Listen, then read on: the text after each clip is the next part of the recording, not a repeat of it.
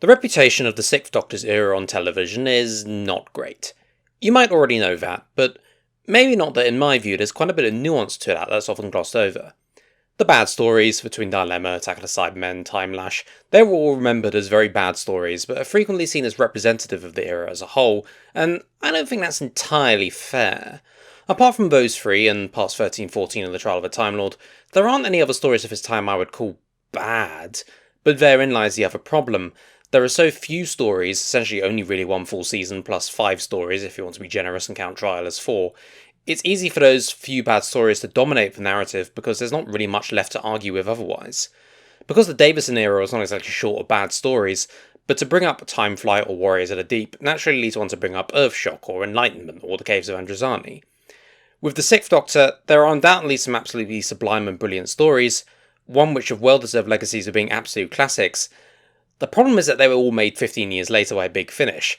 In terms of his televisual repertoire, there only really tends to be 2 stories that get mentioned, although obviously this is Doctor Who, so there'll always be someone defending every story in one way or another. But in terms of the general opinion, there's only 2. Revelation of the Daleks, which does have a unique way of looking at the Daleks and Davros in particular, and has Gray and Harper's good direction going for it, but is ultimately at best a good story rather than an all-time classic, and then this one.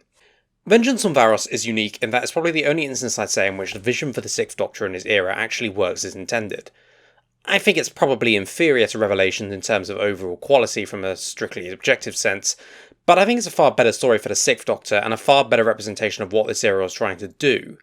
While it's very far from perfect, it takes our brash, bold and uncompromising hero and puts him in a planet with a broken system to tear down, and he revels in doing it. Compared to the previous story, Attack of the Cybermen, a confused and shockingly violent mess dependent on bizarrely obscure continuity, with the Doctor acting like a total and utter prick, and here it's different. There are still moments of violence, sure, and some, well, let's not kid ourselves here, the acid bath scene, go way further than they should have done, but they overall work with the themes of the story. The plot is very easy to follow, it's simple but not simplistic, and the Sixth Doctor is for the first and honestly only time allowed to be what I think the original conception for the character was. A bit brash and arrogant, but one who refuses to compromise his morals, back down to danger, or be in any way intimidated or coerced. The arrogant prickishness that has made his earlier stories such a disaster is not gone, but framed in a different way, and I think it's successful in a way that wasn't really replicated again after this. It also combines a very strong thematic base and a great look at the society of the 80s, but nevertheless does still feel relevant today, so all great, right? Well, let's not get too ahead of ourselves. We must first look, as I usually do to start, at the production, and this is an opportunity I have to briefly discuss the way the show was directed in the 1980s. This period had its fair share of brilliantly directed stories. Graham Harper is the most obvious one, but there were others, such as Peter Grimwade, who also turned out fantastic work for the show in this period. The problem was that for every director who was willing to be creative and unique in the show, you had 3 who turned up, pointed the camera at things and called it a day. They weren't bad directors, they were just too workmanlike and stuck in their ways, unwilling to treat the show as anything more than a job or try and be unique and creative with it. This meant their stories tended to really be only as good as the script and not much else. For instance, Ron Jones, who directed this story, also directed Time Flight, an unmitigated disaster caused by a god-awful script, but with nothing worth remembering on the screen to make up for that even a bit.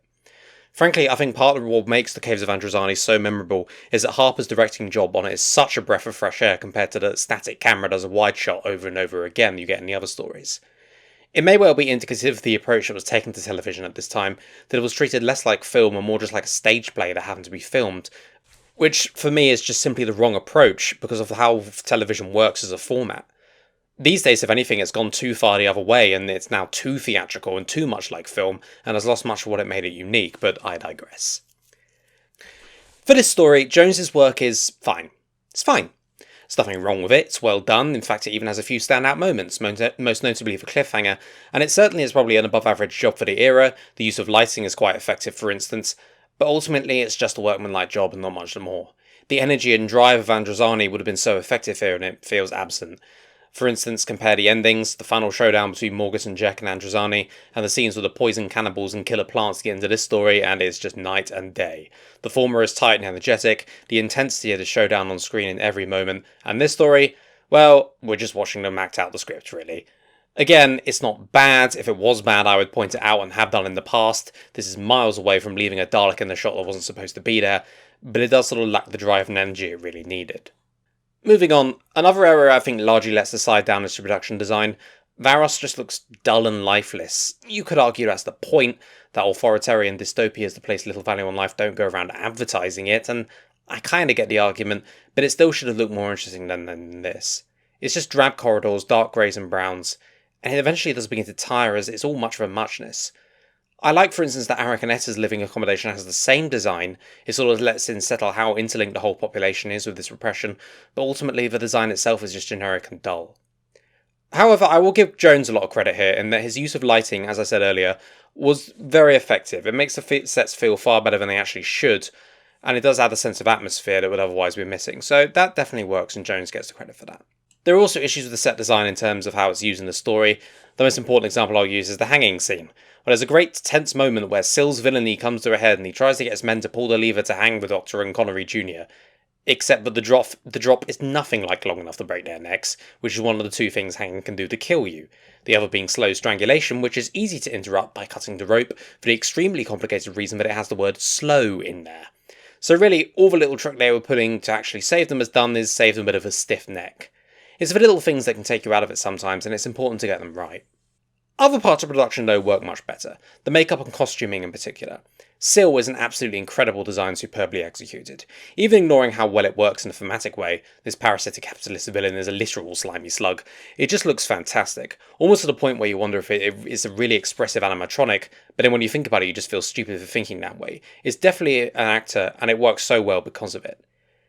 It's almost sad how much of a lost art this is, because there is absolutely no doubt in my mind if this was a New Who story, Syl would have been CGI at any point from 2005 up to the present, and at no point during that time would he look anything other than awful. Also, as much as I will have words about this scene later on, the one where Peri and Mrs. Connery are transformed also has some fantastic makeup as part of the transformation. This story boasts some of the best work in the field the classic series ever did. The score, I think, is also quite effective, far more subtle and less prominent than many scores around this time were, but I think for what they were trying to pull off with this story, it works really well. A quiet, subtle score underlines the nature of what's happening, and that works far better than, well, I hate to say it, but what Murray Gold might have put in. He didn't really know the word subtlety, does he? That's twice in 2 points I've criticised New Who. I really must pace myself. Anyway, to the scripts. For scripts. The writer of this was Phillip Martin. It was his debut story for the series. He would write a loose sequel the next season as part of Trial of a Time Lord, and that was it for TV, but he did write for some Big Finish as well. Ultimately, though, his legacy for the series only really rests on this story, so how does he do with it? Vengeance on Varos is an interesting look at the society as it was during the mid-Thatcher years, and particularly entertainment and politics. While most of the time is the opposite of subtle about it, I think it actually does quite an effective commentary on these aspects a lot of the time. The centre of the society being that violent punishments are broadcast for the entertainment of others is one of those things that was based entirely on the culture and society of the time this story came out, but also has a remarkable amount of relevance today. The grim views of the viewers cheering on gruesome tortures and deaths is a commentary on the violence that pervaded entertainment at the time, and particularly the phenomenon here in Britain of video nasties, which was apparently extremely violent and obscene movies being published on video without being classified due to loopholes in the system. Now, of course, today, the internet allows stuff that would most likely make the video nasties look tame by comparison to be within a few clicks, so we can look at that and laugh, but I think more potently, the idea of this society being so entertained by murder and torture is one that we can relate to just as much as the 80s could with the video nasties. Think about how pervasive YouTube and TikTok and stuff like that is, and what sort of things you can find on the internet today to entertain the masses through violence and cruelty and stuff like that. In a way, frankly, I think Vengeance on Varos works better on this front now than it did then. It's really quite a prescient piece of TV on this front, showing how violence can be appreciated as a form of media despite how abhorrent it really should feel. I think this theme's inclusion in the story does actually work really well. This story also criticises politics. Unlike the McCoy era, which frequently directly criticised the Thatcher government and the politics of the day, this is a more nuanced look at the overall political systems we have. This I'm a little more conflicted about. It's rather merciless towards the systems of democracy we have in the West. See the leaders subject to the electoral whims of fickle people, one where the system of referendum leads to short-term decisions without thinking about it, blah blah blah. This rubs me the wrong way a bit, for while the Western systems of democracy are flawed, to say the least, they were in the 80s and they are now, the implication seems to be, at least the end of the story, if only that nice government man was allowed to do his job without having anything as pesky as accountability or democracy in the way. Now, obviously, that accountability consisting of molecular disintegration of leaders they don't like is not quite how it should be done, and I think a lot of the criticisms are fair game and some are reasonably well executed, but it nevertheless rubs you the wrong way in how it seems to be endorsing the kind of authoritarianism it really should be criticising. In terms of its look at the political system aside from that issue, I think it's more successful, but that mostly relates to the character of the governor, and to a lesser extent those around him, so I'll save my comments until I look more closely at them. As for how those elements end up being utilised in the story itself, I think this is done very successfully, and the most important reason for that I think is the best element of the story, and frankly one of the most genius additions to any story at this time period. As a commentary on media and politics, what better idea is there to show an example of those who consume the mass media and participate in the political systems? Arik and Etta spend the entire story in their one room, they never interact with any of the other characters apart from each other, and if you remove them from the story, not a single thing about the plot would change even remotely. However, I maintain they're the best thing about the story, and dare I say it's the most important thing about the story, and if you remove them it would be so much worse, it's kind of ridiculous how thematically poor it would be without them. For a start, they're the main source of humour in the piece, and make no mistakes, they definitely do have some good jokes between the pair of them, and add some much needed levity to what would otherwise be a pretty dour piece. More importantly though, they provide the all-too-important commentary throughout the story, and show the effects that the story of our heroes and villains, i.e. the events that dominate media and political life, have on them as the story goes through. Most obviously, their reaction to the tortures and executions that are broadcast directly to them from the punishment dome shows how numb they, and by extension the rest of the Varosian population, as they are our representation of them, to these horrors, and obviously by extension how numb the public in our world are to similar violences, and indeed, as I said earlier, how this relates to us now, nearly 40 years later. The way Arik and Etta talk about the violence in the punishment dome in the same way the mums and dads of the children watching might be talking about Doctor Who, complete with a dad joke or two, and the way Etta becomes a fan of the Doctor throughout the proceedings, that also relates to the way that the media is consumed. They don't dominate proceedings though, which is good. They come in at the right times to comment on the major plot points, so we get enough of them but not too much. They're also used to enhance the tension at certain points and actually enhance the story in that way. For instance, when the Doctor is approaching the Desert Illusion bit to set up the cliffhanger, Etta disappointedly says she really liked him, indicating he's about to come across something nasty, but the audience doesn't know exactly what yet. It's a nice touch and one that makes them feel important to proceedings. In terms of the politics, they are also providing the context. The fact that they are split on their support for the government is an interesting look at the divisions of politics and how it can be quite petty and superficial things that drive political allegiances. I particularly like this line.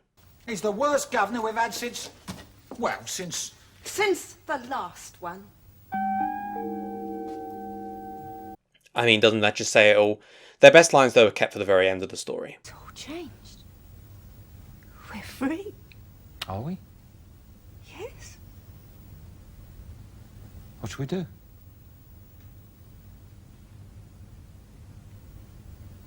Dunno.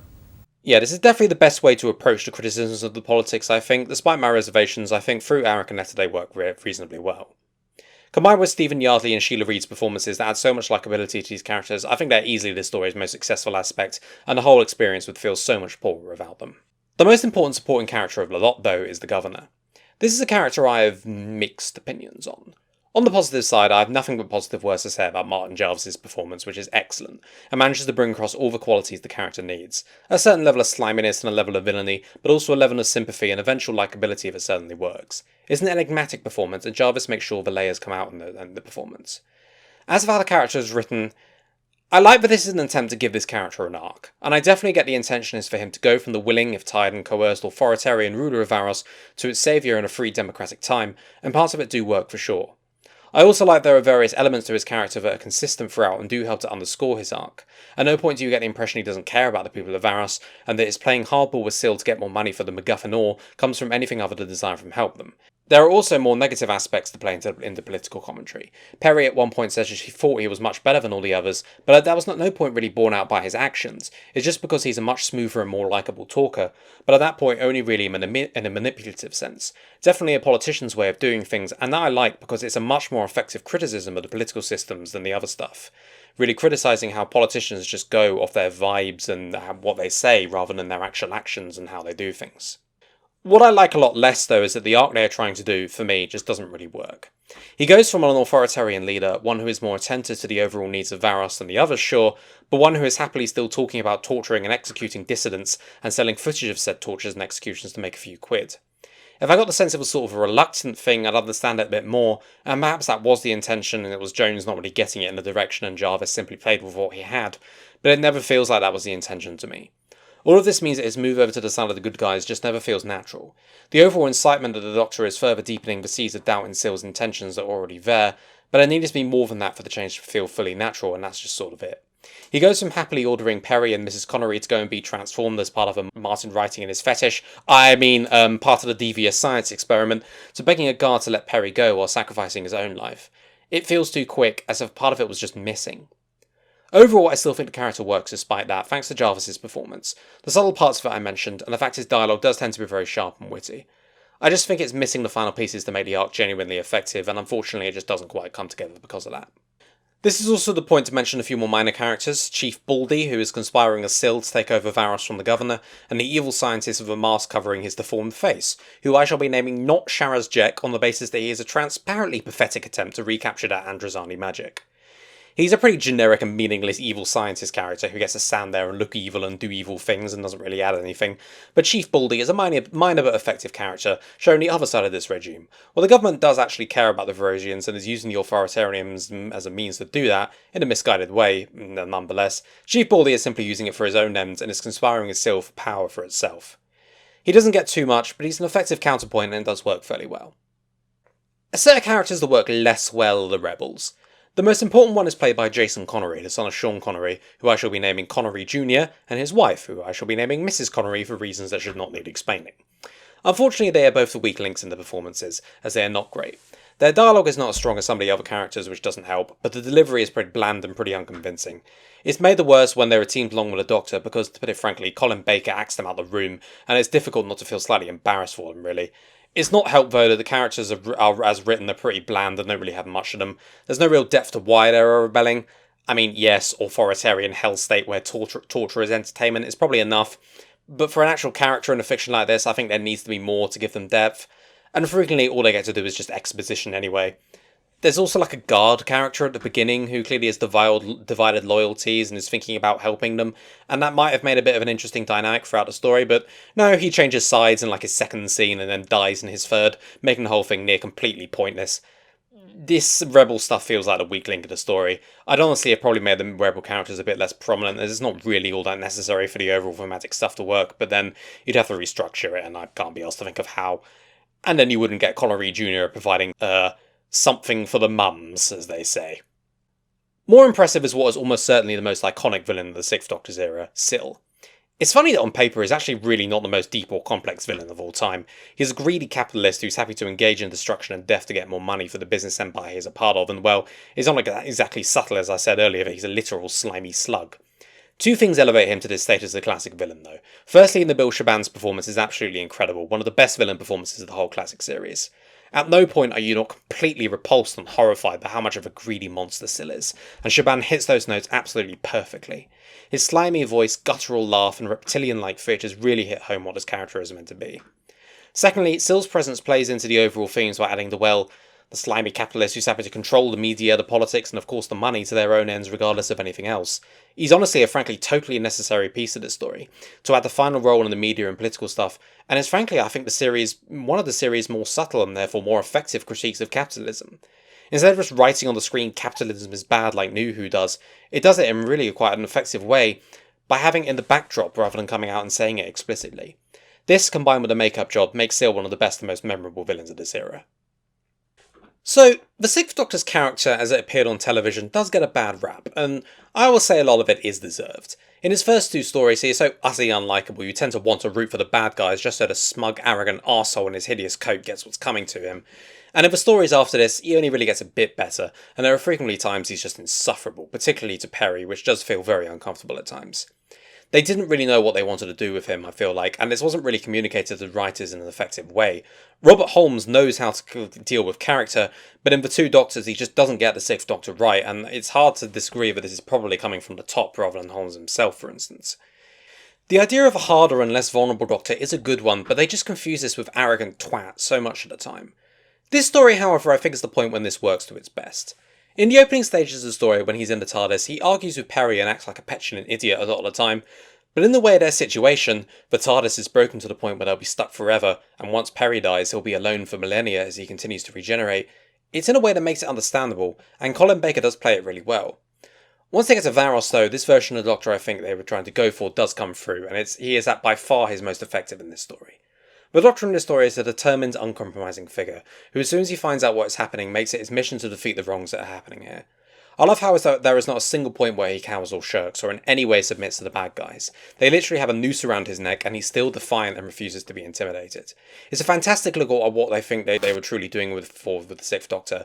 A bit of a cold and arrogant figure, but one who will nevertheless always fight for what is right and never back down. And as I said, he never backs down in this story. He totally refuses to be intimidated by anyone, and I think it actually works really well. Colin Baker is also at the top of his game in this story, giving a confident and assured performance. As I said, he knocks the rebel actors out of the picture, and really brings across the assurance and confidence they need to make this work. It's a pity that really there wasn't a tighter and frankly more competent ship being run at this point in the series' history, as this was the character we saw across this season. This version of the Doctor might have been much better received. Peri, on the other hand, is mostly a discussion for another day. She doesn't really get too much to do in this story, mostly just typical companion stuff, being captured, etc. Aside from her accent slipping once or twice, Nicola Bryant does pretty well, I think. Ultimately, though, this isn't really Peri's story, so I'll just leave it. She's only really notable in the story for one scene.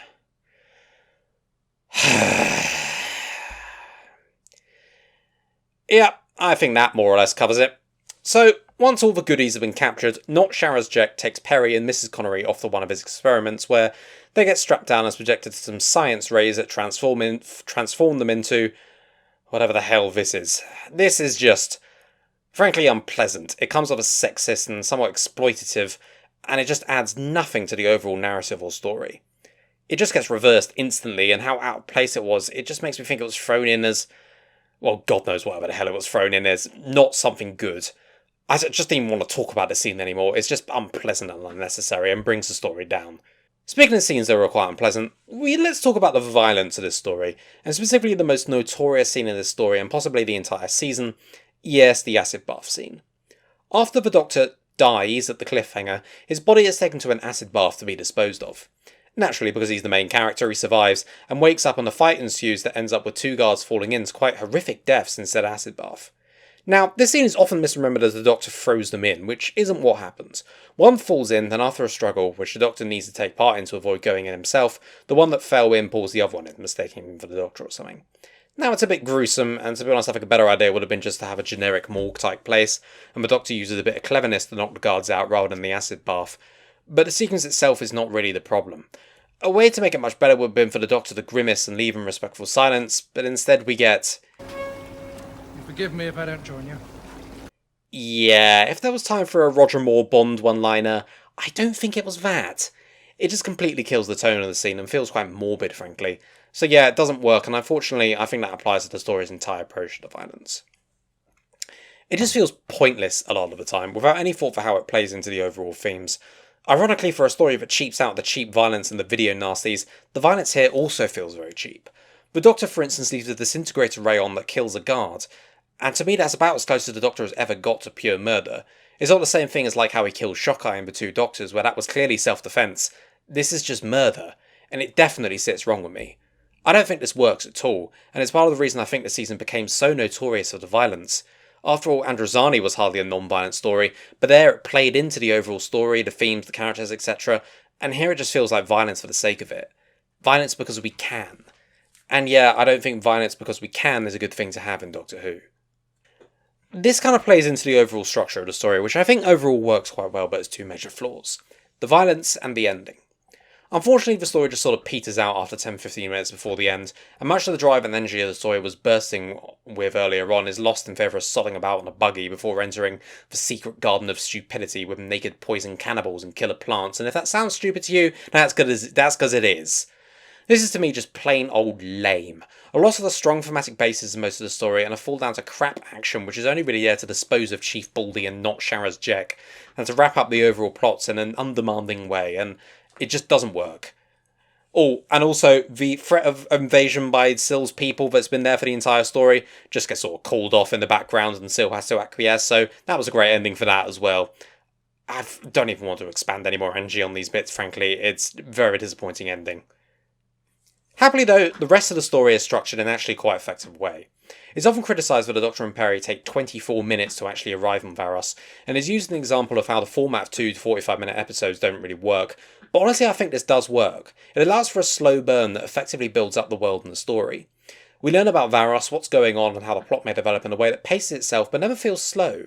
It's done really well, particularly as there are plot developments happening contrary to what that criticism might suggest. There are the issues with the TARDIS and the developments on Varos as well. In fact, having the Doctor and Peri show up so late means that the running around with the rebels bit, which easily could have just been repetitive and tedious running around corridors, and to be honest towards the end of the story, as I said, does feel like that, it's cut down and allowed to run at a more or less the right length as we move towards the end of the episode. I actually think part 1 is actually really well structured, and is paced well enough not to be boring, but is also that so the characters and ideas can be developed and presented in an effective way. This leads into an absolutely cracking cliffhanger, as the Doctor dies of thirst in a simulated desert, which leads to an absolutely fantastic ending moment. How long should I hold? And cut it now. The cut it bit is a brilliant bit of subversion of the normal Doctor Who cliffhanger. For once we're actually seeing the cut itself, but adding on Syl's creepy laugh was just a moment of pure genius. It brings the whole thing together. To me, it's easily the best cliffhanger of these 45-minute episodes and one of the best of the entire classic series. Part 2 is not structured quite as well, mostly because of the twin issues of the uncomfortable fetish scene and the weakness of the ending, but it still has its moments. I especially like the way the conspiracy between Chief Baldy and Syl develops and adds a great deal of political intrigue to the piece as the Governor's ability to control the situation disintegrates. Overall, I think part of why the story works is that it is well placed and structured despite the issues, that we naturally go from plot point to plot point, character beat to character beat, etc. Only at the end when it loses the plot a bit and goes with naked poison cannibals does the viewer lose interest. And I think that's important to have with a Doctor Who story, especially one like this. Even if the story itself is quite rich thematically and all that, it needs to have a compelling and entertaining story in its own right, and this one definitely does. Martin succeeds in creating a rich world that develops into an entertaining story, and I think that is this story's main success. Finally, I want to touch on the dialogue, which is a bit of a mixed bag. Some of it is fantastic. The Governor and Syl's interactions are all brilliantly done, and has so much wit and complexity in much of the early interactions among Varos' leadership. The Doctor also gets some great stuff, which really adds to the way his character is being portrayed, and it's just fantastic stuff for Baker to say. On the other hand, though, you have the Rebels, who have the awkward, stiff dialogue, as I said earlier, and a lot of the exposition falls into a similar category. Like, Syl, for instance, knows enough about Varos to know the voting system of their leaders back and forth to explain it in detail, but doesn't know enough about it to know the punishment dome to not need it explained to him in similar detail. It just feels like awkward exposition. Ultimately, the dialogue in this story is weirdly inconsistent, and falls into an idea I'll touch on briefly in a moment, that this was just a story that probably needed an extra polish or two to get it to the next level. So, would I call Vengeance on Varos a classic? I'd say probably not, as it does have flaws in its structure and character work and a few too many awkward moments. I think its biggest issue is that it does feel like a raw product, maybe a polish or two away from being the finished article, and I think that speaks to the quality control issues they were having on the show in this period. Stories with a much weaker central script like Time Lash, for instance, came out as pretty much disastrous for similar reasons. But while I wouldn't say it's a classic, it's still an entertaining, unique, and honestly quite interesting piece, and probably in terms of how his era is presented, the highlight of the Sixth Doctor's run on television. It's not a patch on any of his best stories in audio, of course, incidentally one of the best of which also starred Martin Jarvis as the villain, but nevertheless I think it does a great job of portraying the template for this era that should have been the overall way it was structured. The Doctor is an arrogant and distant figure, but a heroic and uncompromising one who would never be intimidated is a great idea and played to Colin Baker's strengths, and to more discipline the overall show running could have let that be an overall theme that developed over the season. It just wasn't to be. Vengeance on Varos is therefore not only an interesting look at the media and politics of its time, and in a way that's still relevant to this day, it's also an interesting look at Doctor Who itself and, well, what could have been with some different leadership. So I have and ahed about this, but I've decided on a final score for Vengeance on Varos of 7 out of 10. Maybe that's a little more generous than I should be, but I've only got 10 scores to work with, sometimes it's a little difficult to be precise, and well, despite some issues here and there, some awkward structural issues, some character problems, and all that, it's not an absolute classic. But it is mostly well structured, very well paced, entertainingly, thematically rich with some great villains, and a really interesting way of looking at and using a much maligned Doctor. Overall, I think it's a success, and I think it deserves its place as the poster child of the Sixth Doctor's time on television.